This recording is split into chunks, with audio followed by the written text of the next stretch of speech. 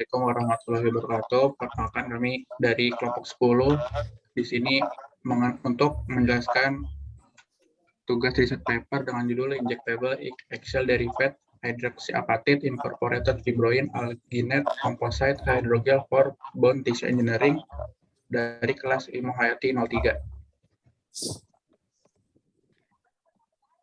Lanjut, Kal.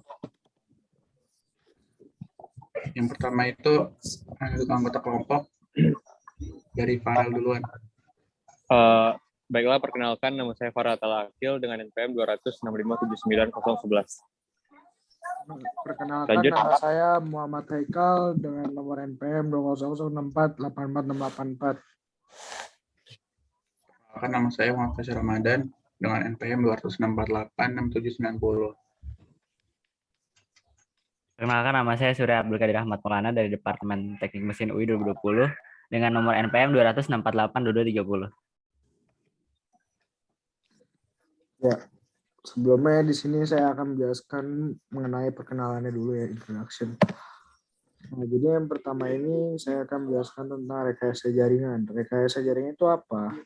Rekayasa jaringan adalah penggunaan kombinasi teknik sel, rekayasa dalam material, serta manfaat faktor biokimia dan fisiokimia untuk meningkatkan atau menggantikan fungsi biologis. Nah, jadi di sini kita akan membahas dalam aspek kedokteran, yaitu diawali dengan rekonstruksi pada tulang alveolar yang diresorpsi setelah pencabutan gigi dan memegang peranan penting dalam keberhasilan substitusi gigi ini, terutama dalam perawatan implan gigi. Nah, tulang alveolar ini terdiri dari 70% bagian anorganik dan juga 20% bagian organik dan 10% air. Nah, jadi komponen utama dari bagian anorganik ini adalah kalsium fosfat atau kristal hidroksiapatit, sedangkan bagian organik terdiri dari kolagen. Kolagen itu yang diutamakan di tipe pertama, dan juga glikoprotein, proteoglikan, dan fosforprotein. Nah, jadi dari HA banyak digunakan sebagai bahan pencakwakan tulang dalam perawatan ortopedi maksilofacial atau gigi. Nah, hidrogel injeksi komposit fibronilite yang digabungkan oleh hidroksiapatit atau bisa kita sebutkan HA ini berfungsi sebagai pembentukan regenerasi tulang. Nah, proses terjadi pembentukan ini diawali dengan HA yang disintesis dari biowaste, yaitu cangkang telur. Lalu fibroin itu bahan serat terdapat di sutra, diekstraksi dari kepompong Bombyx mori. Bombyx mori itu serangga yang menghasilkan sutra atau larva. Setelah itu fibroin diekstraksi dari kepompong Bombyx mori. Nah, habis itu hidrogel HA, fibroin, dan alginat yang disintesis itu dibentuk. Hidrogel fibroin alginat yang mengandung HA mengalami penurunan ukuran pori dan porositas dibandingkan dengan hidrogel alginat murni. Oke, lanjut. Selanjutnya ini adalah material dan metode dari paper yang dijelaskan. Lanjut, Kal. Yang pertama itu ada sintesis hidroksiapatit dari cangkang telur yang telah nggak dipakai. Jadi hidroksiapatit ini berfungsi sebagai biomaterial yang bersifat keramik. Dia itu berguna sebagai pencakwakan tulang dan ortopedi. Senyawa ini sangat kompatibel untuk bisa menginduksi regenerasi tulang karena dia itu juga bisa mineralisasi untuk biasanya itu digunakan untuk scaffold gigi karena mineralisasi ini dapat menyerap mineral-mineral untuk gigi scaffoldnya. Untuk sintesis kalsium fosfat ini didapat dari cangkang telur, terutama ayam Bangkok, Thailand, yang kemudian dipanaskan lalu dikeringkan di oven. Selanjutnya ini bakal ditunggu dengan dipanaskan 900 derajat Celcius selama 1 jam, lalu dilarutkan kalsium karbonat berubah menjadi kalsium oksida. Nanti setelah dicampur air menjadi CO, menjadi kalsium hidroksida. Untuk kondisi tertentu itu pH-nya harus 10-11 dicampur dengan NaOH dan dijaga reaksinya dengan pengadukannya itu harus konstan. Lalu disaring dengan kertas saring dan dicuci di air suling, dikeringkan pada oven. Terus hasilnya itu akan dapat hidroksiapatit yang kemudian dilakukan kalsinasi lagi, yaitu dipanasin, ditungku selama 2 jam dengan 900 derajat Celcius. Lanjut. Karakteristik sintesis HA ini yang pertama digunakan metodenya itu X-ray diffraction XRD untuk menentukan struktur atom hidroksiapatit yang berbentuk kristal ini. Nanti X-ray-nya ini nanti bakal mendifraksi berkas cahaya ke atom-atomnya ke segala arah. Didapat dari hasil X-ray-nya itu sinyal X diperoleh 2 theta dari derajat 5 sampai 50 derajat dengan pemindaian 0,02 per menit. Yang kedua tuh Fourier transform infrared, teknik yang digunakan untuk mendapatkan spektrum infrared untuk mendapat emisi dan fotokonduktivitas pada padatan cahaya dan gas. Pada hidroksiapatit dilakukan pengujian bahan kimia bubuk dalam kisaran spektral 400 sampai 4 hingga 4000 cm pangkat -1 dengan resolusi kurang lebih 4 sampai 1 dan dilakukan 32 kali pengujian. Selanjutnya adalah SEM atau EDX, fenomena partikel mikroskopis dari material padat dikeluarkan dari permukaannya.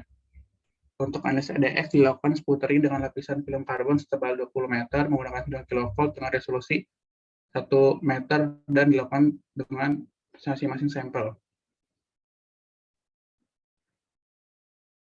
Terus ada surface area analisis. Yang pertama itu ada BET. BET ini berfungsi untuk absorpsi fisik molekul gas pada permukaan padat.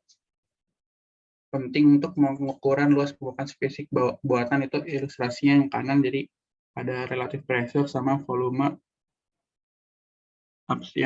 yang diserap, sama ada BJH itu untuk menentukan pori-pori diameter terhadap elongasinya. Lalu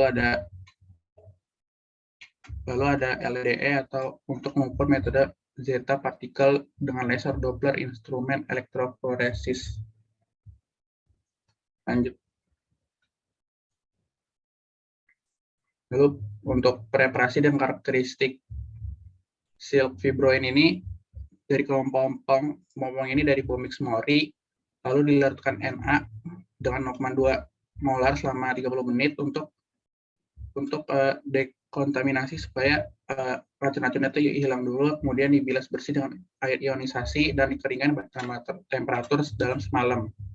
Kemudian filamen sutra itu dilarutkan dalam 0,3 molar LIBR selama 4 jam pada 50 derajat Celcius di ruang sempit dengan gelas kimia untuk meregenerasi sel fibroin sutra dan diinkubasi selama 1 jam.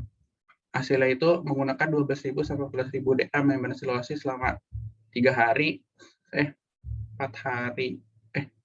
70 derajat setelah sentrifugasi itu 12 kg tertentu, kemudian dilakukan fibroin. Kemudian setelah dikeringkan menggunakan FTIR kembali pada kisaran 400 sampai 4000 cm dengan resolusinya 4 sampai 1, dilakukan dengan 30 kali percobaan.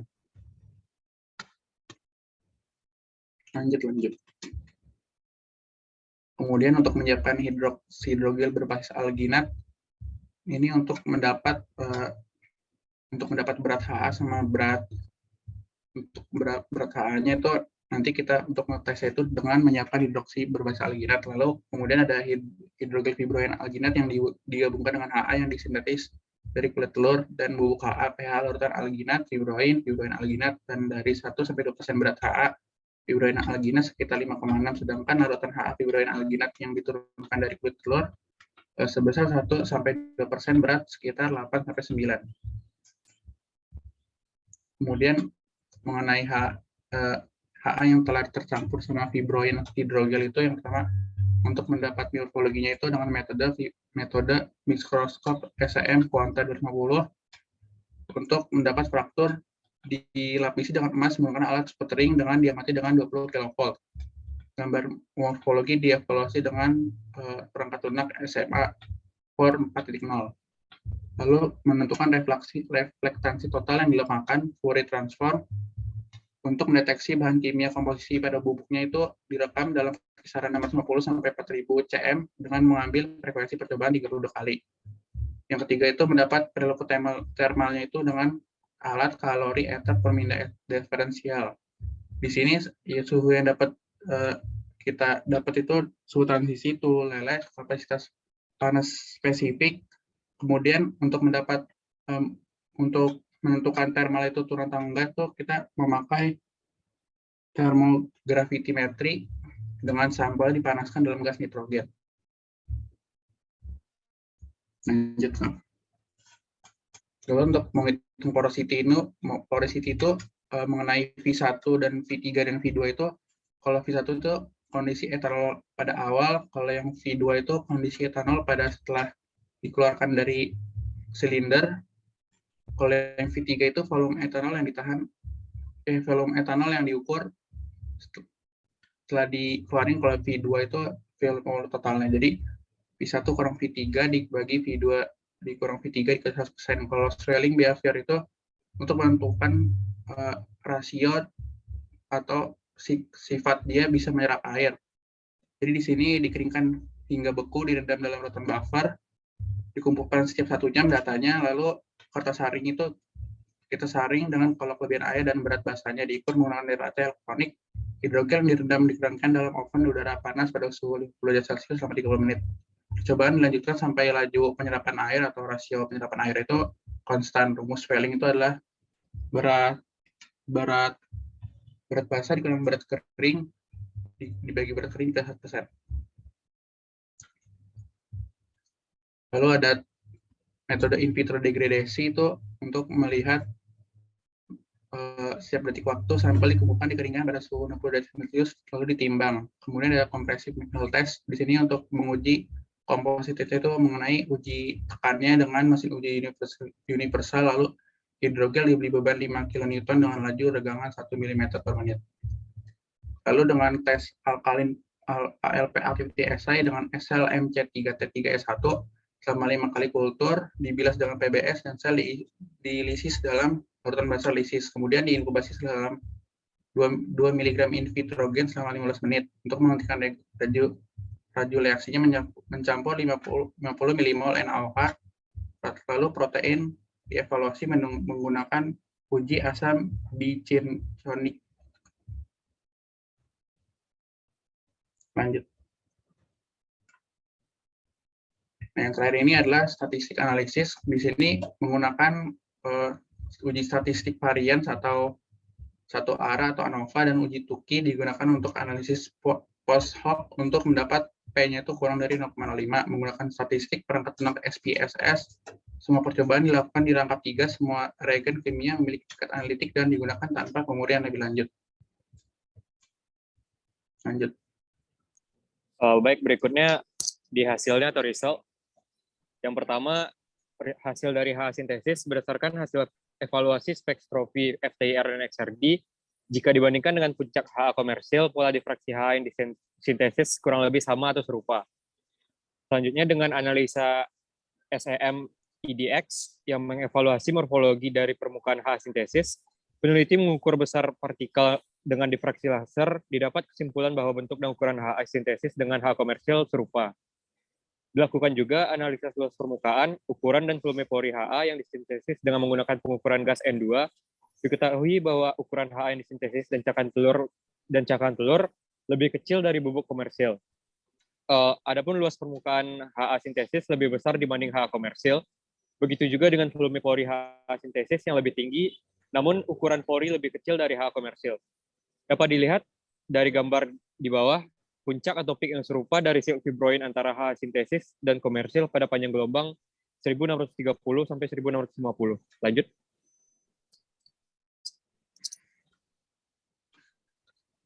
Berikutnya HA hidrogel dengan gabungan komposit fibroin alginat. Hidrogel berbasis polimer dan komposit menunjukkan pori-pori terbuka yang saling berhubungan. Adapun penambahan partikel HA menyebabkan penurunan ukuran pori dan porositas hidrogel komposit. Dilakukan juga analisa pengaruh temperatur, di mana ketika suhu dinaikkan, maka berat hidrogel turun dengan perubahan signifikan pada 220 derajat Celcius. Dan pada transisi suhu 290 sampai 800 derajat Celcius ditemukan dekomposisi komponen polimer dalam hidrogel komposit. Berikutnya, hidrogel fibroin alginat memiliki penyerapan air yang meningkat seiring dengan berjalannya waktu.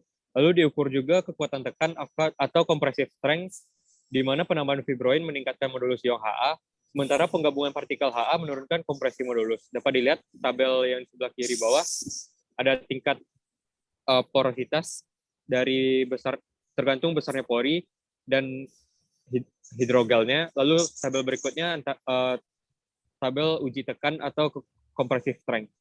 Lanjut. Selanjutnya diskusi.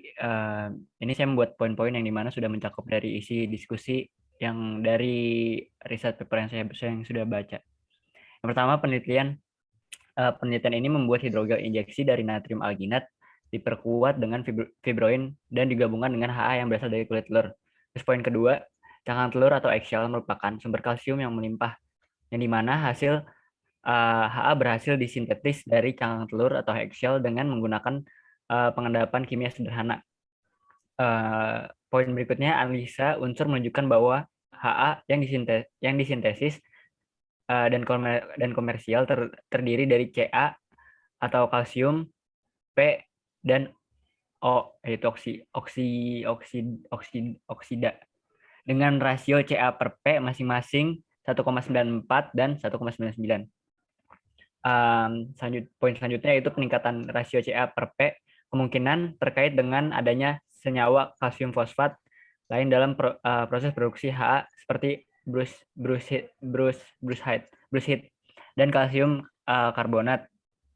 Dan kehadiran C memungkinkan terjadinya dari pelapisan karbon pada proses IDX. Nah, untuk analisa IDX sendiri, karbon biasanya digunakan untuk melapisi sampel karena karbon memiliki nomor atom rendah, puncak karbon, dan jika disajikan tidak mengganggu sinyal elemen lain.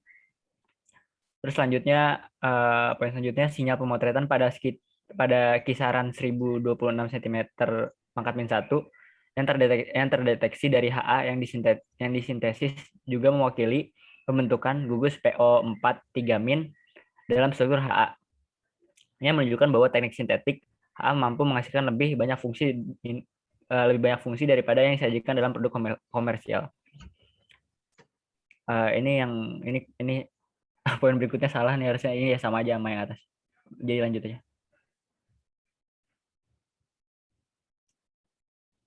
Nah, terus poin selanjutnya, sitotoksisitas primer pelekatan dan proliferasi MC3T3 min S1 pada hidrogel yang tergabung dalam HA. Nah, ini juga ada penjelasan dari tabel berikut yang dimana hasil MTT menunjukkan sel-sel MC3T3 min S1 yang layak dikultur dalam kondisi 2D.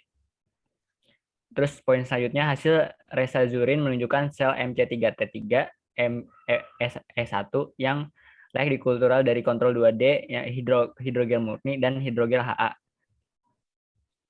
Oke, next.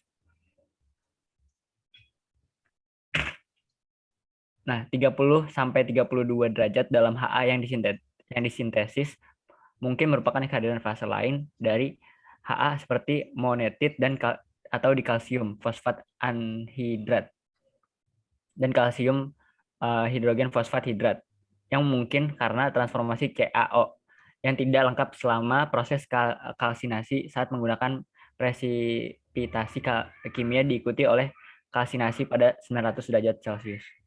Nah, poin berikutnya, kulit telur memiliki ukuran pori mulai dari 16,4 hingga 26,1 nanometer yang hasil serupa ditemukan di studi Absalan dan Bakhtiari dan lainnya. Terus poin selanjutnya, material sutra menawarkan sifat mekanik yang baik seperti ketangguhan, keuletan, dan modulus elastisitas. Ini juga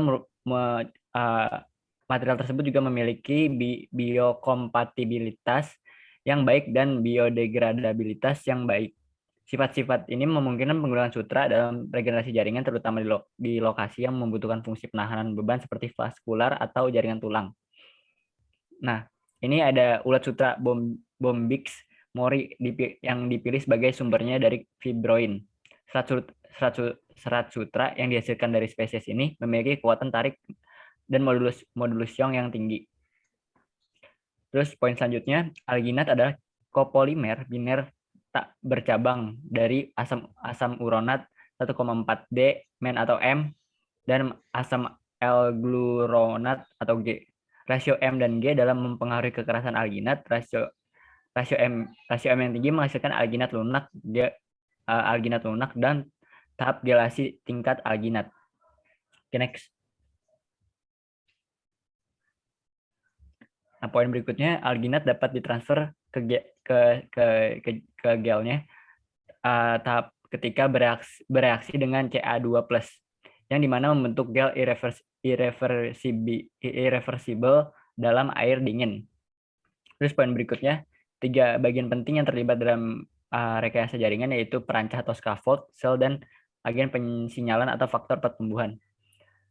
Terus poin berikutnya, perancah untuk rekayasa jaringan tulang harus biokompatibel atau biokompatibel, biodegradable, dan menghasilkan sifat mekanik yang serupa ke tulang.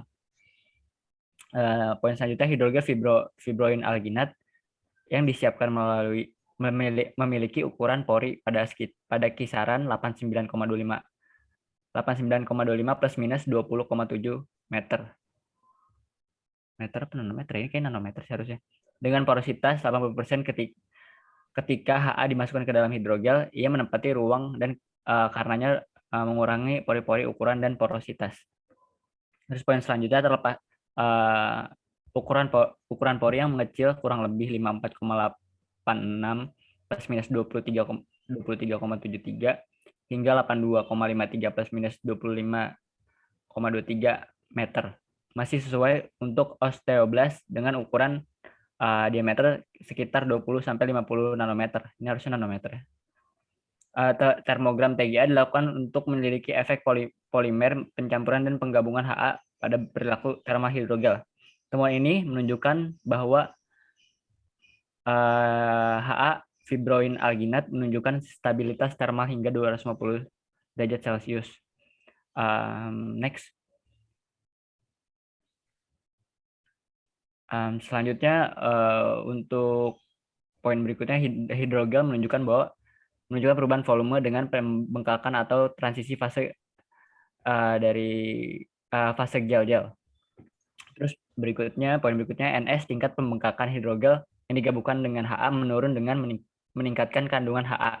Kehadiran HA dapat mengurangi ruangan di jaringan polimer. Terus untuk hidrogel alginat, karena natrium alginat larut dalam air, degradasi kemungkinan terjadi melalui hidrolisis. Berikutnya, HA adalah anorganik senyawa yang bisa ditemukan di tulang dan jaringan mineral.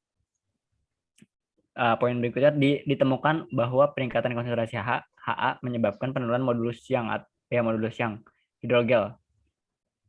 Poin berikutnya, uji viabilitas sel resazurin juga digunakan mengevaluasi toksisitas langsung. Terus selain itu, sistem kultur dua dimensi dirancang untuk sepenuhnya mendukung perlekatan dan proliferal sel. Oke, next.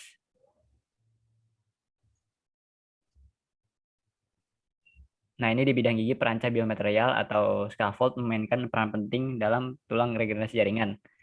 Terus perawatan ini dapat berupa cangkok tulang untuk ekstraksi soket alveolar atau rekonstruksi untuk struktur kraniofasial yang rusak. Pada defek kecil seperti soket tulang alveolar, hidrogel dapat tetap di soket dan tidak bertindak sebagai pengatur ruangan.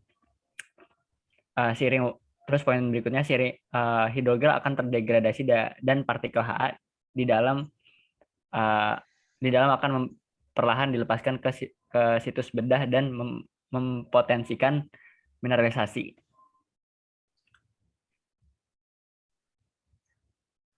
Oke.